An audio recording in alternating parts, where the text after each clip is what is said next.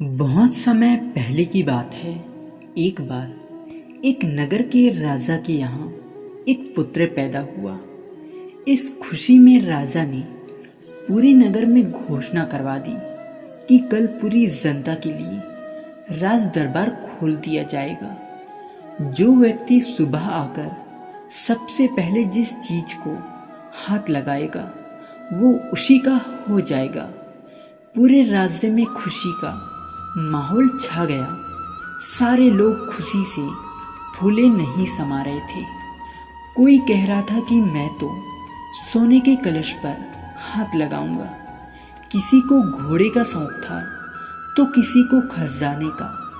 इसी तरह सारे लोग रात भर यही सोचते रहे कि सुबह वो किस चीज को सबसे पहले हाथ लगाएंगे।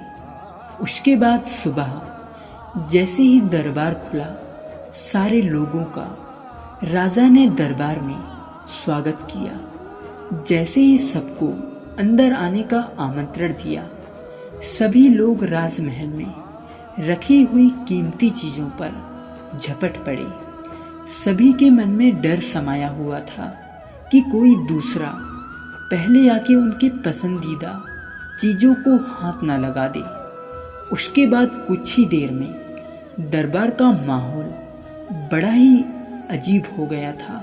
सारे लोग इधर उधर दौड़ रहे थे। राजा अपने सिंहासन पर बैठा ये सब देख रहा था और राजा को बड़ा ही आनंद आ रहा था। अचानक एक छोटा सा बच्चा भीड़ से निकल कर आया और राजा की ओर जाने लगा।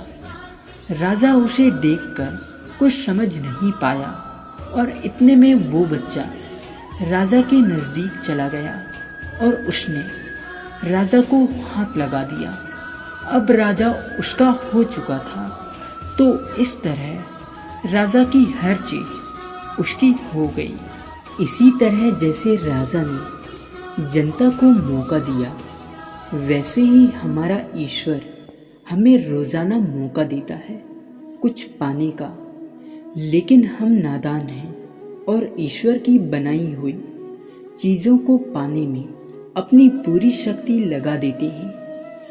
किसी को गाड़ी चाहिए तो किसी को बंगला, किसी को पैसा तो किसी को शान शोहरत। प्रतिदिन भगवान से प्रार्थना में भी भगवान की ही चीज़ें मांगते हैं।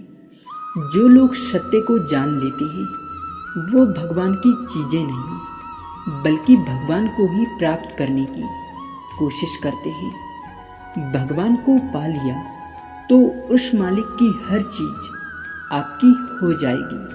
तो फिर क्यों मूर्खों की तरह दिन रात उसकी बनाई गई चीजों को पाने में अपना कीमती समय गंवाते हो।